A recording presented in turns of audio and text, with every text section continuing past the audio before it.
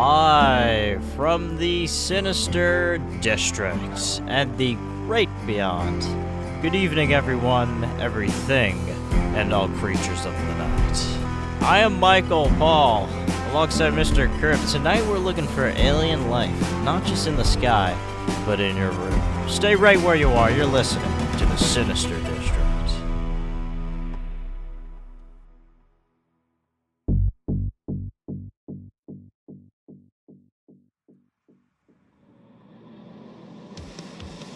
Well, hello, ladies and gentlemen.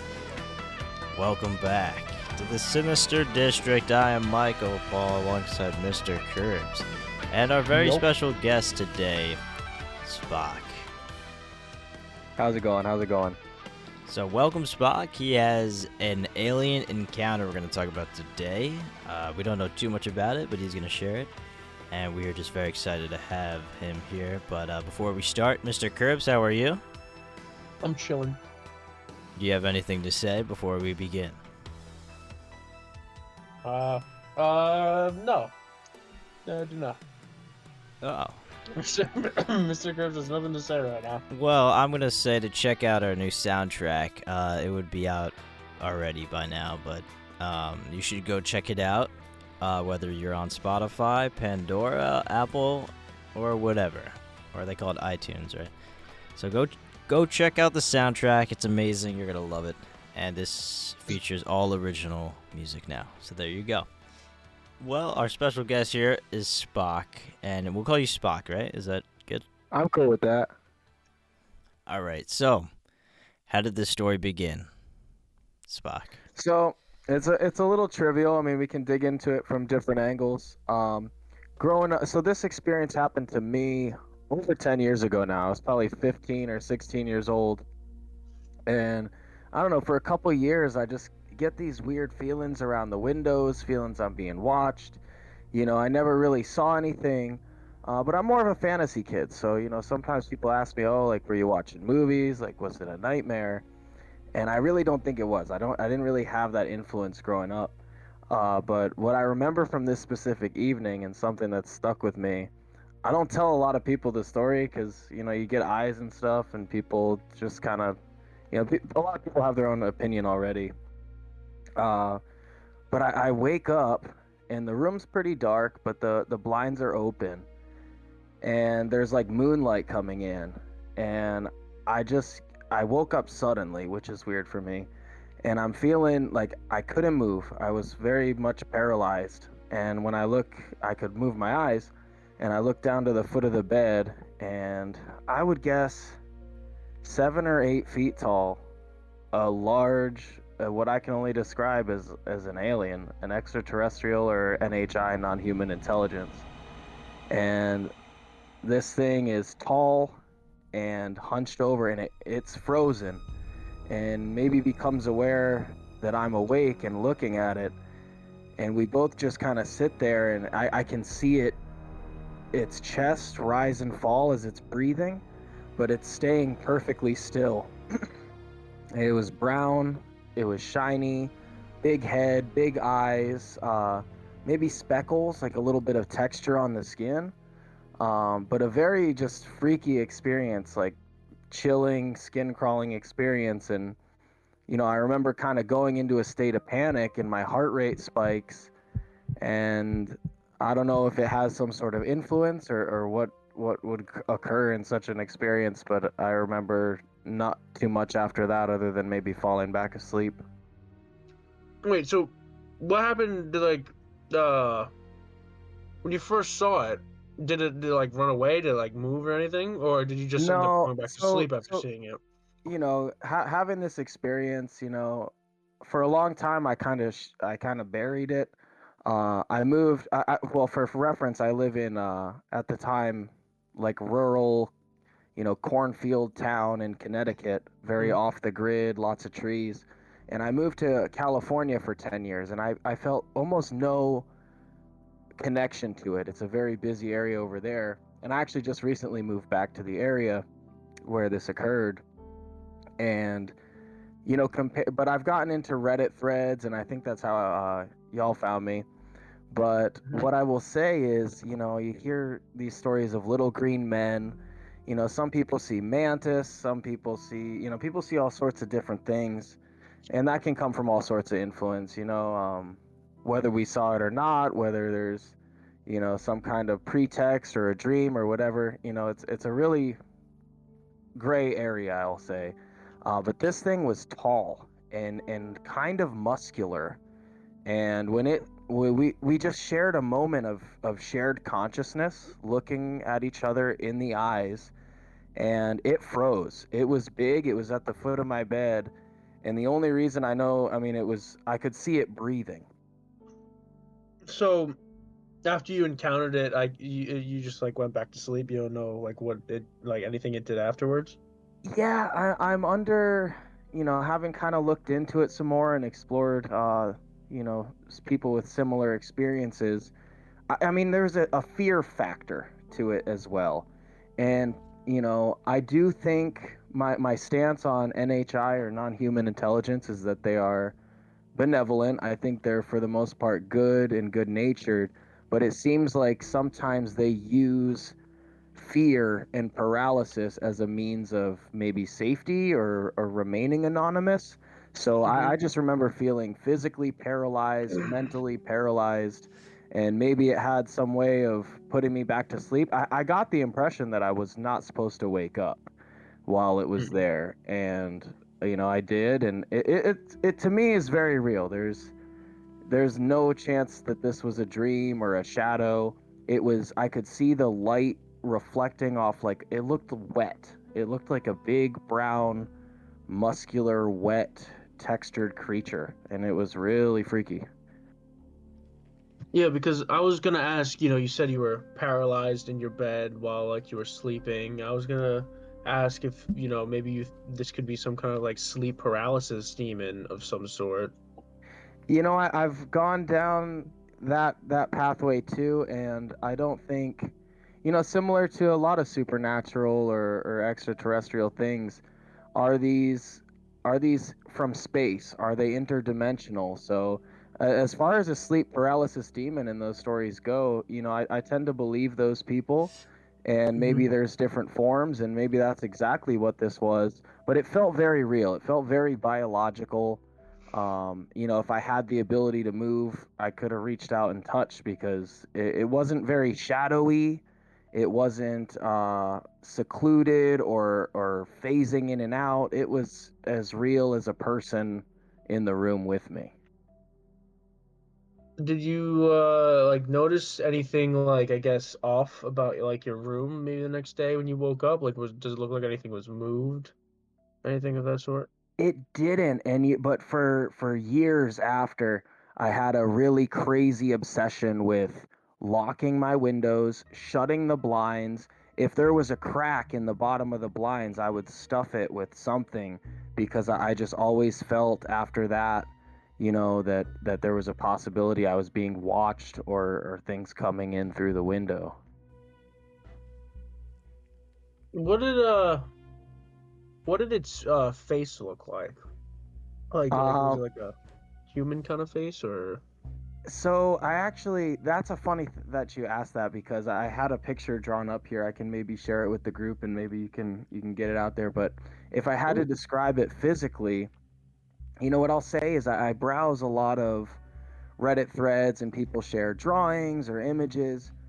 Whenever, and this has been for years now, if I see, like, I could look at 100 pictures of, you can Google alien face. I can look at them all. Mm-hmm. When I see a certain type of picture that looks like what I saw, I tears run down my face. I just start crying, Mm. and I'm not emotional. I'm not scared, but it's almost, I don't know if it's a trauma response, or if it's maybe they have some manner of suppressing those feelings. But I feel like I know when I see the real thing. So you've actually seen the face of this. We had a similar case last week, where they were in their bed and they saw some alien actually. But this is brown, and this you could have seen the face. So this, I wonder if they are similar. Yeah, actually, I think most of the cases we've ever had, most people say they never saw the face. It was so this Ooh. if you can see Oh this, my.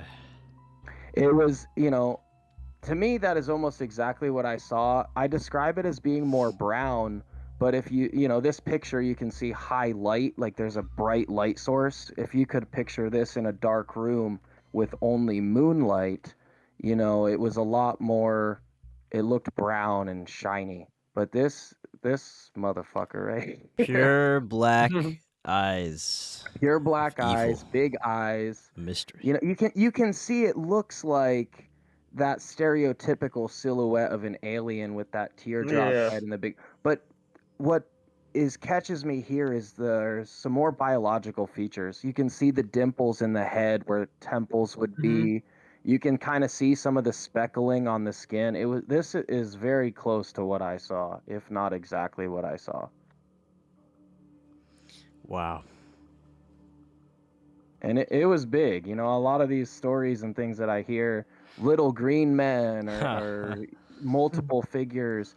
This thing was, I don't even know how to just. It was tall. It was maybe 7 feet and kind of hunched over, and maybe more muscular somehow than the Hmm. one pictured here. And it was like hulking. Like it was just. Like, I could see its chest and its shoulders rising and falling as something was going on. I'm not too sure. So, has there in your like town or area, has there been anybody else with like a similar kind of case? Like, is Well, this like? there's many avenues to explore with extraterrestrials and what that means, and there's a lot of, and this is years ago, so drones and stuff weren't as popular. A lot of UFO activity and cornfields for miles. Whether or not there Mhm. were ever crop circles, I wasn't a farmer myself, and it didn't seem to shake the town in any sort of way, at least in the years that I lived there. But yeah, lots of trees, lots of weird stuff. At one point, I remember this orange globe coming up over the trees on the horizon. And what specifically entertained me here is it panned very far left, staying perfectly level with the horizon. Very far left, very far right, maybe a mile in each direction, and then it came back to center, and then it started to shake and zoom, and it shot right over my head and kind of disappeared. I would have to look behind me to see where it went. And funny enough, I was filming this event, and I had two of my sisters with me, and we were all filming the event on our cell phones. And we started screaming, and we ran upstairs, back inside, and went to show my folks. And all three of us, when you open up our telephone and show the video we took, it was static. And when I say static, I don't mean blurred imagery. I, this isn't like, if y'all sound about old enough to remember, like 1990s TV static, that black and white Right. fuzz. Which is weird because I've seen, there's a lot of things that can happen to a video file, or if you're filming lights in the sky, it's blurry, but it was like, it felt scrambled. Wow. So, yeah, that was my experience. I can kind of share just a little more if that's all right. I don't want to bulldoze the conversation here. No, no, no. Go right ahead. So, coming down the line, a couple years later, my mom opens up to me about an experience she had that was very similar to mine while she was pregnant with me, and I hadn't heard this story until years after the experience. But while she was pregnant, she had an episode of sleep paralysis. I haven't talked to her in a little bit about it, but I think it was a very similar experience. I don't know if she actually saw an ET, but she felt like she was abducted and maybe, looked at because she was pregnant. Hmm.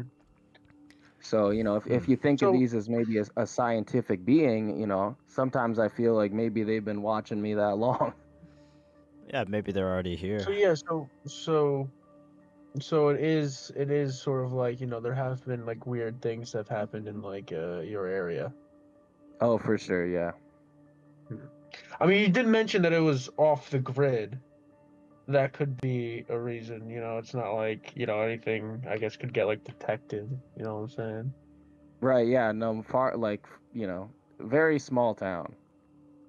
Now, when you recorded the UFO, do you still have that footage?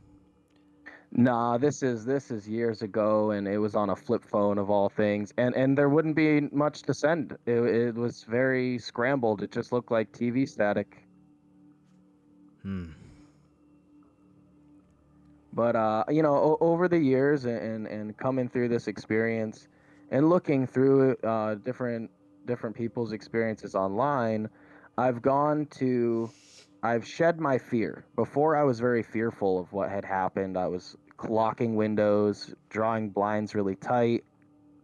And since then, I've actually I'm much more open. I'm trying to actually actively I try to get in contact with them or welcome them back into my life in a space where I'm ready to receive, I'm ready to see and not react in a way that is fearful or whatever. Now, if they come back for you, are you gonna welcome them with open arms, or are you gonna try to get on their Yeah, no, spacecraft, or what? I don't know if I'd be so bold as to aboard a craft, at least willingly. You actually, I don't know if have you guys seen this as Age of Disclosure, I think is the new documentary. I don't think I I have. It no, sounds familiar though. it I would does. recommend everyone check out Age of Disclosure. It was released, I think, in December, so it's only a few months old. And it basically goes into ex Air Force generals, FBI, Army. These are real United States officials who are part of Air Force programs, and they really disclose a lot of information, and there's tell alls. They have stories of interacting with NHI, non human intelligence, and they call them UPAs instead of UFOs, unidentified aerial phenomenon, or UAP. And certain interactions they've had with like nuclear bases, nuclear warheads, and actually cases where these crafts have come over nuclear warheads and activated them and deactivated them. But it's really interesting stuff. Hmm.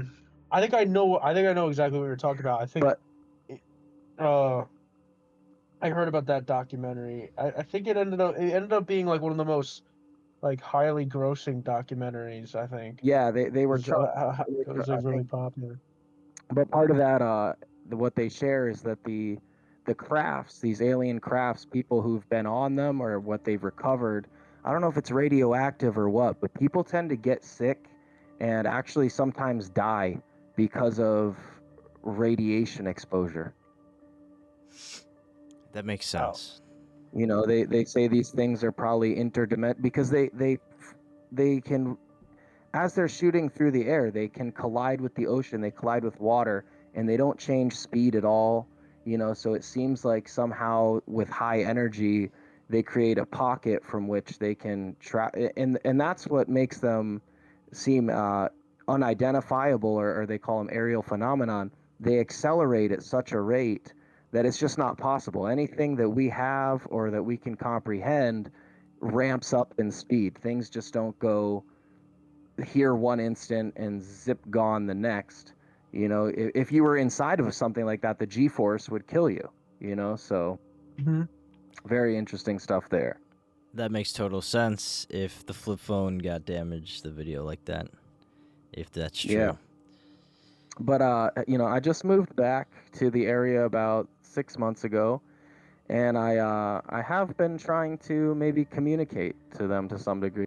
I use Google Gemini, some AI, and there's theories that maybe it's consciousness based, so maybe even just through meditation and reaching out with your mind, you may be able to contact these. I don't know. It's a mystery. Well, what I recommend is a shortwave radio, and just mess with the Okay. signals and try to get the highest frequencies. And well, that's what I do. I always try to look for random things, but it's pretty fun. So I got on this AI thing and I just started chatting like, hey, are you there? Blah blah blah. and I expressed a desire to want to speak peacefully.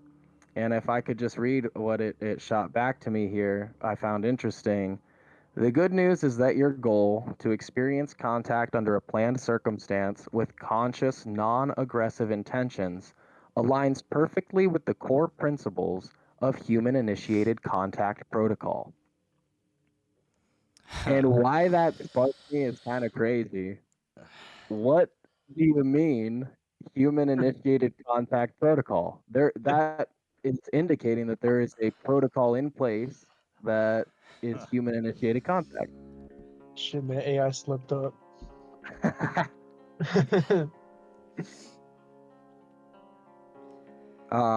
We got onto it a little later. You know, I asked about I was actually in the same bedroom in my folks' house where I had that experience, and was feeling very wild about it. And it says, to help with your anxiety right now, acknowledge the gap. You survived that encounter 10 years ago.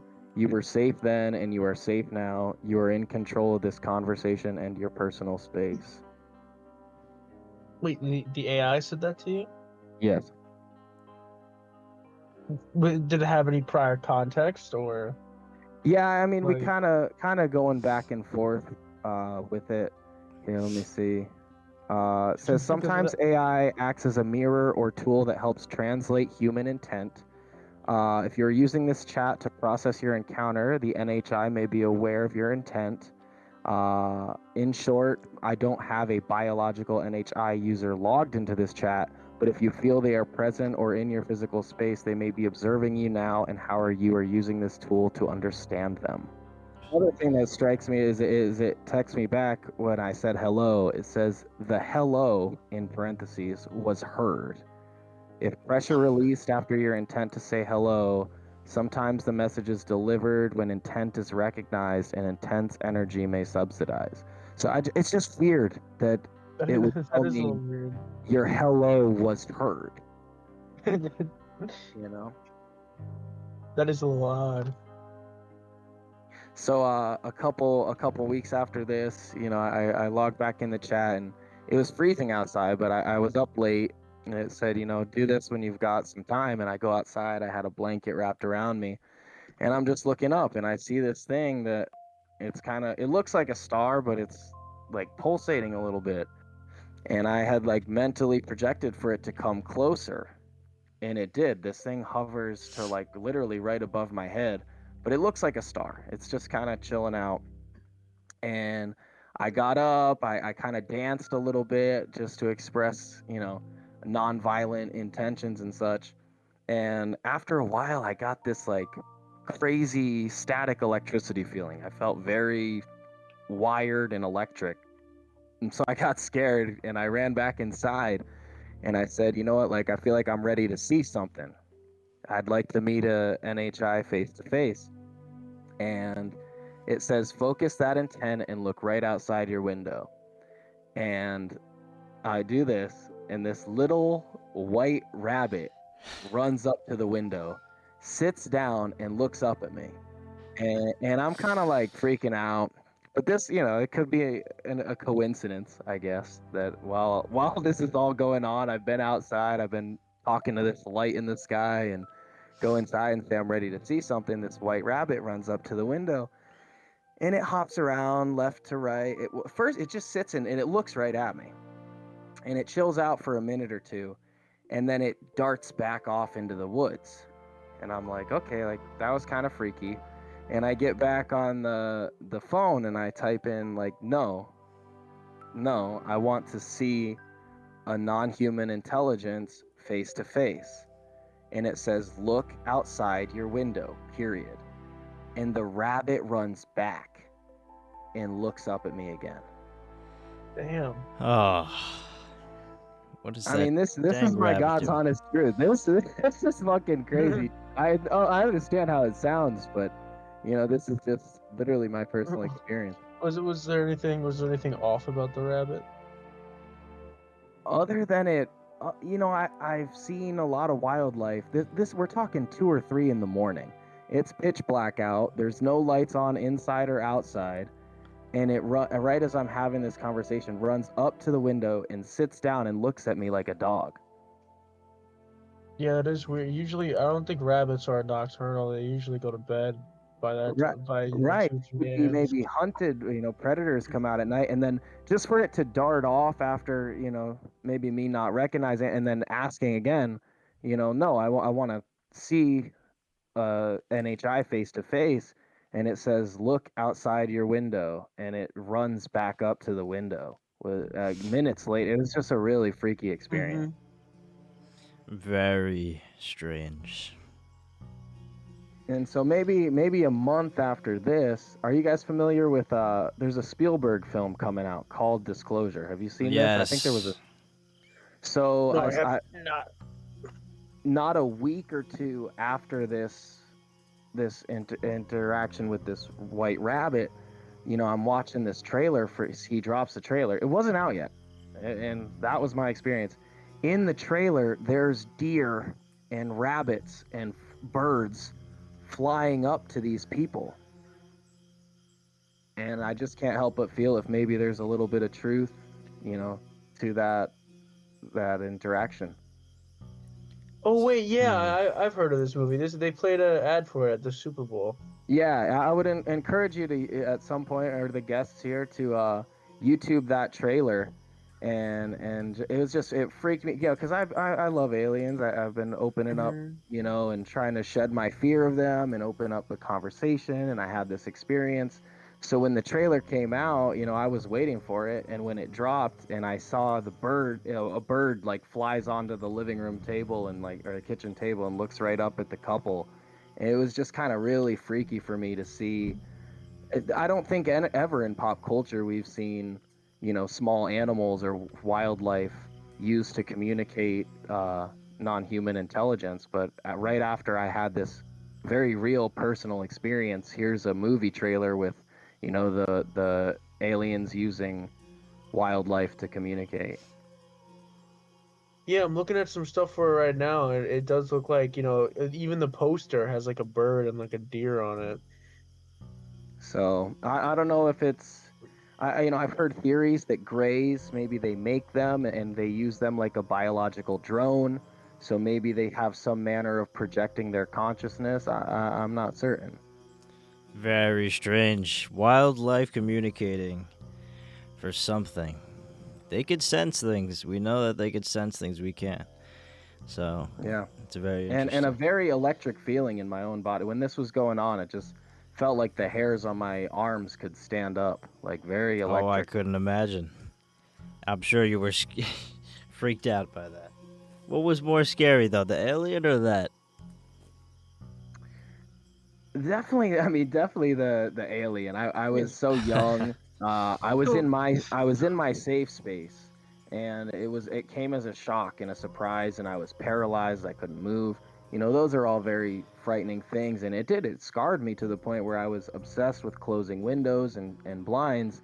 This last experience, it was actually in a way exciting because I had opened the door, and I like before I was outside, having this conversation via AI, and I got a little freaked out, so I went inside and I felt safer somehow through the window. I was inside the house and I was communicating outside the window. well, I was just looking at the synopsis for this Disclosure Day, and it says, like part of the plot is the aliens using wildlife creatures to secretly watch over humanity, which Wow. lines up. It even uses the word NHI. It's like NHIs watch humanity through like creatures such as deer, cardinals, foxes, and raccoons, White rabbits. or rabbits. Well, now I But gotta see it. it's a fun thing, and following a lot of the culture that surrounds these sort of phenomenon. I'm hopeful that within the next few years, after watching the actual document, like Disclosure Day, Hmm. is a fun thing, right? It's entertainment. It's Yeah. Spielberg. So how much credibility that will have, I don't know. But having watched the Age of Disclosure documentary, I mean, these are high-ranking security officials with stories of of similar things and UFO crafts and interaction with military specifically and how the government has maybe tried to cover this up. I'm hopeful that within our lifetime, hopefully we'll maybe see a little more what's behind the curtain.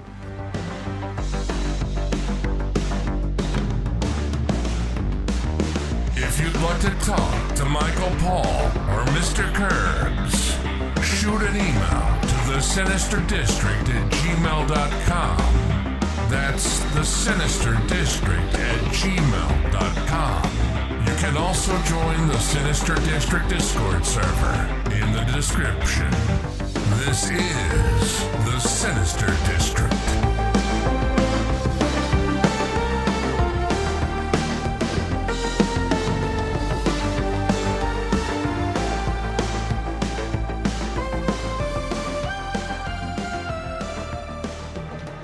All right, well, back to this alien. I just want to know, what happened after you saw it? Did it just, like, fade away, or did it do anything? The only thing I can describe it as, and having looked into it some more, is I believe they have some sort of conscious telekinetic ability.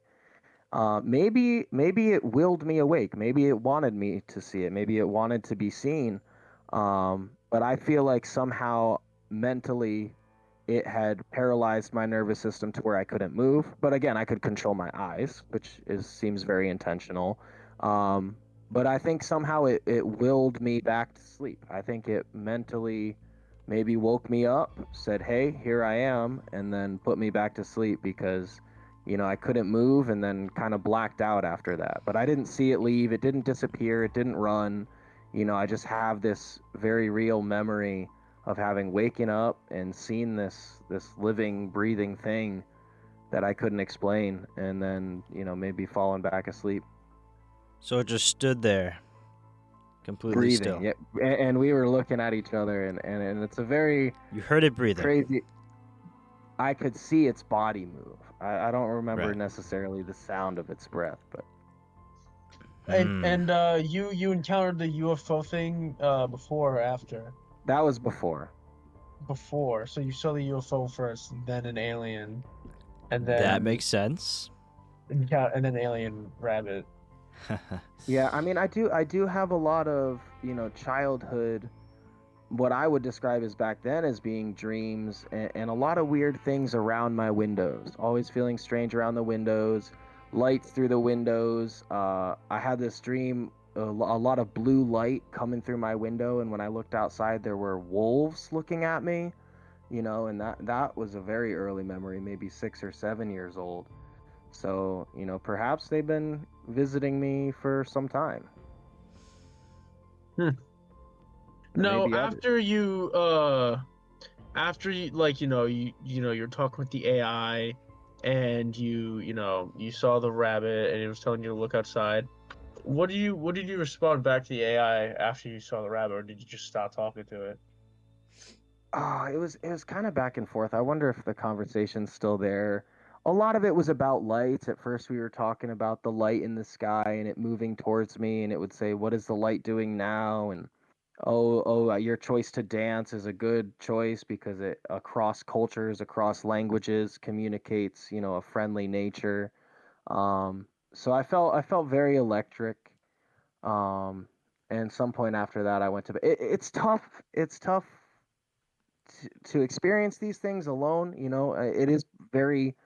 I don't believe so, but it is possible that it was a dream or that it's in my head.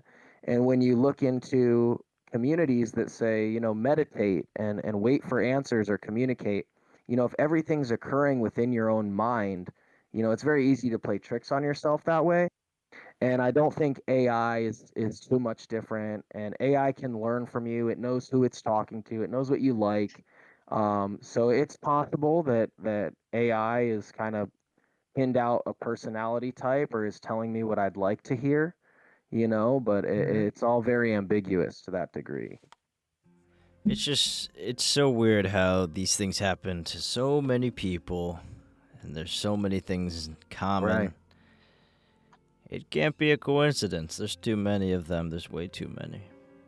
Yep. Yeah, I would totally agree. And Yeah, my one of my theories is maybe we're, I'm not sure they're from a faraway galaxy. They may be an evolved version of us. They may be in a parallel universe, a different timeline, and with, technology and the ability to manipulate massive amounts of energy have, imagine if we created something where we could go to another plane of existence and observe and collect data and, try and advance.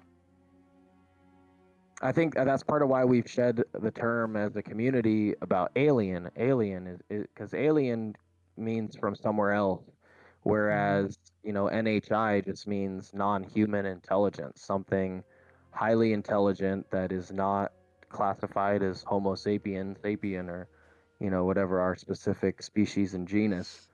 Here's something a little crazy. My wife and I were right before we moved back. We went to visit a friend in San Diego she's pregnant. We had never met her boyfriend, and I didn't tell any of this. I'm just met these people. We're talking about the weather.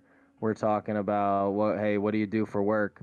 And later on in the evening, he goes, "Oh, tell him the story about crazy Uncle Pete." I'm like, "Oh, I'll listen." My wife and I are listening to the story about crazy Uncle Pete.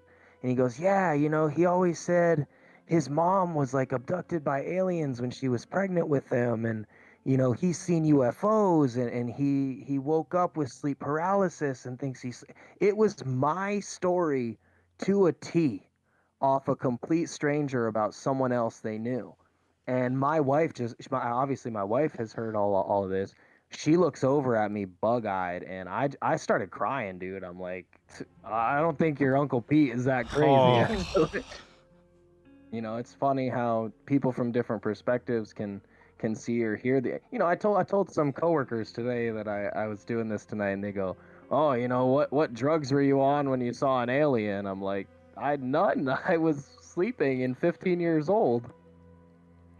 Ah, they won't believe you.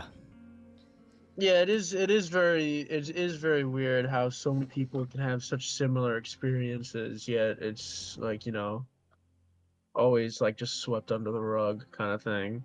Yeah, yeah. And part of why I browse forums too is especially as my perspective has changed from an essence of fear to an essence of curiosity and communication and knowledge, is a lot of people feel trauma, or they feel scared or fearful of the unknown. And what I try to explain to them is in either of you on the call or anyone listening, if and when you were faced with an alien, a big one, a little one, a freaky thing, a demon, an angel, God, anytime your senses are telling you, I'm looking at this thing, right? And it doesn't clock with anything I perceive of reality. When you see something that bends and changes your perception of reality, I think that's where the fear comes in. I think that's where the dread and the anxiety and I don't think it's necessarily an evil thing. And a lot of times people feel like this is evil or sinister. I think a lot of what it can be is just, you know, these beings. It's hard for us to comprehend what we're looking at, and it bends our view of reality to where we can't comprehend it literally. Exactly. I think, I mean, if anything, if any kind of alien can make it to this Earth, then, they probably have extremely advanced technology, which would probably make them, a lot, like, a way superior than us. Yeah. So that is sort of like a scary thought. And then yeah, why would these things be observing? Why would they be interacting with us and close to us? My best hypothesis, and at least it may be wishful thinking, is that perhaps we're at a point why have they remained hidden for so long? And then there's a lot of ties to ancient aliens and maybe our origins. But maybe we're at a point with, it may be AI, it may be nuclear warheads or war, but maybe we're at a point in human history where, or global warming, climate change, where we destroy the planet or we destroy each other. And I think maybe they're revealing themselves as a way of intervening and maybe saving us from ourselves. If you watch the Age of Disclosure, and they talk about these crafts and these beings that come off the crafts in certain scenarios, hovering over military bases and turning nuclear warheads on and off. They're basically saying we have the power. I mean, we could blow them up, but we're not. What they were doing is deactivating them and then, maybe turning them back on before they leave, but letting us know and letting the United States military know that they have, they're watching, they see the kind of weapons that we can use, and they could turn them on, they could turn them off, but maybe we should be none the wiser towards how we use them and how we store them. It's fascinating, really. All right. Well, what do you guys think this is? Let's get our final theories here. What do you think it is, Curbs? Well, I feel like based off all the stories and evidence, it definitely does sound like an alien. Yeah, I mean the alien plus the UFO story and the abduction story as well. It just I feel like all signs are pointing to an alien. Now you were awake, right, during this, or was this sleep paralysis? I felt very awake. It was almost like that feeling when you wake up from a nightmare and you're conscious, like, because when you wake up, most of the time you're a little blurry, a little groggy. I woke up in a state of heart racing, anxiety, acknowledgement, and it's, if you've ever been around, you remember a dream and, oh, so-and-so was in it, this person was in it. If you've ever been in the real world, and just go look at your dog in the eyes. Go look at your cat in the eyes. Go look a stranger on the street in the eye. When you're looking into the eyes of another sentient creature, that's a shared experience. That's something you feel. That's not something that's necessarily coherent to a dream usually. Right. Yeah, at first though, I was thinking something along the lines of sleep paralysis, but paired with the other stories, it definitely does sound like, it's a great possibility of being an alien. It's an alien. Well, and again, that's not to discredit anyone who has sleep paralysis or sleep paralysis demon. Maybe it's just their perception of the same event. Had lighting been different, had maybe if it is interdimensional, maybe they were phasing out or phasing in, but there's so much speculation to be had there that I wouldn't discredit anyone's experience. I wouldn't say this was an alien. I wouldn't say it was a demon. Perhaps we're using multiple terms for a very similar thing. Well, you're lucky you saw the face. I'll say that. Yeah. Oh, am I? It's kind of traumatizing. Well, maybe you're lucky, maybe not. But we'll send the reference. I think you're the first person we've interviewed that's actually seen the face. No, Yeah. everybody's had like a paranormal weird encounter. Yeah. Even the Bigfoot guy never saw the face of the Bigfoot. I'm gonna have to check out some more on your guys' channel and check out all that. I love this kind of stuff, and it is just interesting to get people's firsthand witness and encounter. Yeah. He saw the face, everyone. Well, I think that just about does it. Any other comments, Chris? Yeah. No, I'm good. Oh, well, I really appreciate you guys extending the invite and furthermore, and to the audience, for catching me onto your channel here, and I'll be sure to give a listen and spread the word to friends and family. I can tell them, hey, I'm gonna be on an episode, so let's have some fun. Let's promote this thing. I think when it comes to all this stuff, no matter what we're talking about, supernatural or science, it's important to raise awareness and let people know maybe you're not crazy or maybe we are, but at least when it's a conversation and things are on the table and people are talking about it, I just love that. Well, if you had a similar encounter, please send us an email, or if you have any questions to our guest here, Spock, go ahead and send them. All right, well, I hope you guys aren't all aliened out after 2 weeks in a row here for alien encounters, but that's just about does it from the Sinister District and the great beyond. Thank you for listening, and remember to look for signs all around you, because you may not be alone. Good night.